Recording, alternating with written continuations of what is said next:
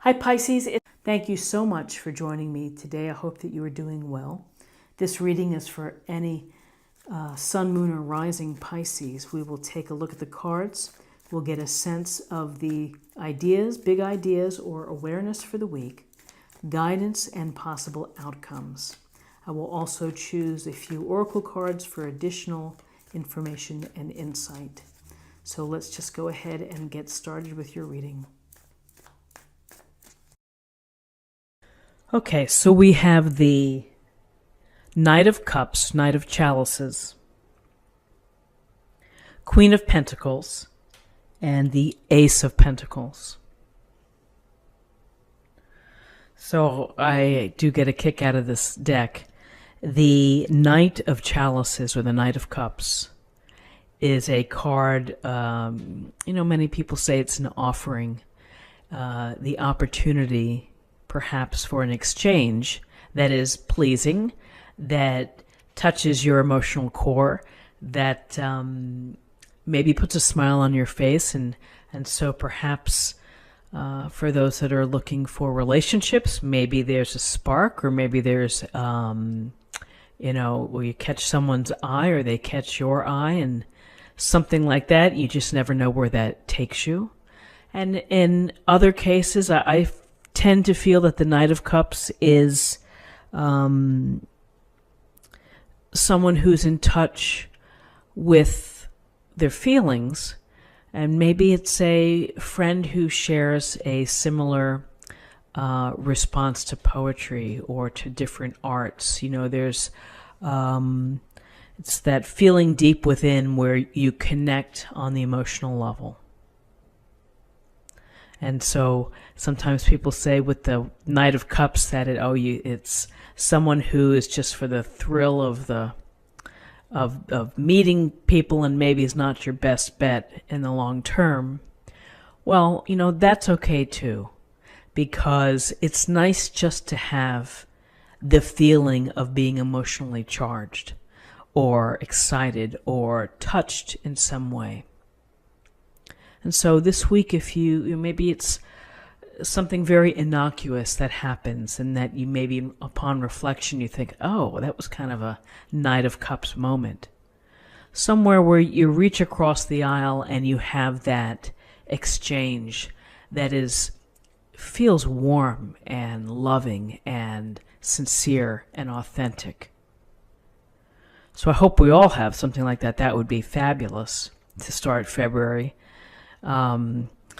Then the Queen of Pentacles. I always have to laugh at the Queen of Pentacles, because as far as cards that are signifiers, that if people use signifiers, I use signifiers for myself, and mine is the Queen of Pentacles. And so this Queen of Pentacles is someone who is earthy, practical, pragmatic, creative, friendly, maybe can be a little forceful, and that maybe it's my way or the highway in some instances, maybe the shadow side of that. But the Queen of Pentacles, ruled by Venus, appreciates the finer things in life, sensuality, touch is tactile, and mostly can be very resourceful. And it can turn flea market finds into charming things as a part of a household, for example, or someone who's on top of the budget, or finds ways to make wonderful meals on a modest budget. By the same token, the Queen of Pentacles could also be very luxurious and take the time to self-care. So in terms of a weekly reading, how do we use the Queen of Pentacles to guide us? And I would say it would be take time for yourself, to take care of yourself, and to maybe it's a small thing to rearrange something in your home to make it more pleasing, or to give you a sense of satisfaction that you've kind of gotten on top of the organization.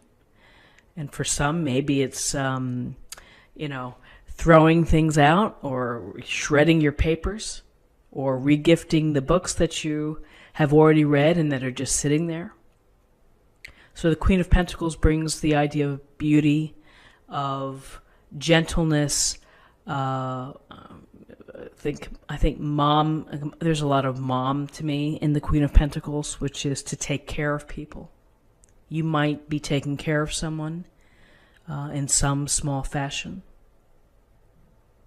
So perhaps this Queen is having a wonderful Venus moment with an emotional exchange, which is awfully nice, with someone else, and maybe that moves forward or not. And then finally we have the Ace of Pentacles, which can be considered to be one of the most fortunate tarot cards that you'll see in a reading. Because the Ace of Pentacles goes towards abundance and through prosperity. And it's not just material prosperity, it's prosperity of your heart, of your soul's purpose. It's everything coming together and building a firm foundation here. And here with the Queen of Pentacles and with this offering, maybe seeking the stability and the structure. But here's the golden path. And if you do the things that you are planning to do in life, which is maybe to tuck a little bit of money away after each paycheck, to get yourself in a position to feel the security and the stability and the, here's the cloud offering the pentacle to you. It's right in front of your eyes, but you play a part in that, which is you have to be aware, you have to be thinking, you might have to be planning, and again, maybe being resourceful as the Queen of Pentacles in order to walk this path. I also feel that sometimes the Ace of Pentacles, it's, maybe it's an unexpected win for you in some way. You find what you've been looking for on eBay. You win $5 on a scratch-off ticket. You find $20 in your pocket that, the jean pocket that you forgot, that you haven't worn in a while. Sometimes that happens, and it's certainly not just about the money. There's a greater spirit with the Ace of Pentacles, which is truly abundance of life, of walking down this beautiful path and having the resources and everything that you need to be happy. And to find happiness not only through security, but through the feeling of wholeness from going down the path and doing the things that make you happy. So it's always a plus to see the Ace of Pentacles. And again, simple, practical messages might be to tend to your finances, tend to your resources, tend to the things within your home for the week. So let's choose an oracle card and let's see what we have.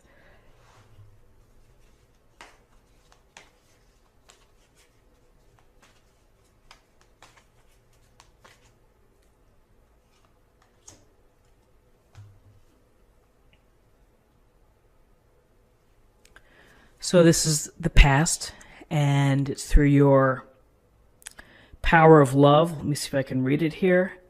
To release the stagnant situations or energy in order to transform your heart space.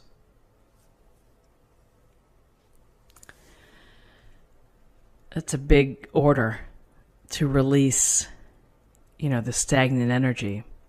And it's, I think, something that takes time. But as long as we recognize that sometimes we have to let things go, we have to let them just fade away or have a harsh ending before we can move on to open up that heart space to allow these emotional opportunities or gifts that are presented to us, which we can then walk down this journey with. It's important to think about the past and to use the past to inform your present and what you may be thinking about for tomorrow. But to live in the past is certainly not the best strategy. It's to learn from our karmic lessons, to learn from the relationships or the events of our life that have happened. And when things are stagnant, it's a very difficult situation. And when you're stagnant, you owe yourself the opportunity, and you really must take care of that stagnant feeling. Because how can you grow? How can you evolve? And how can you create or love if you have that feeling of feeling stuck? So, a lot to think about for the week.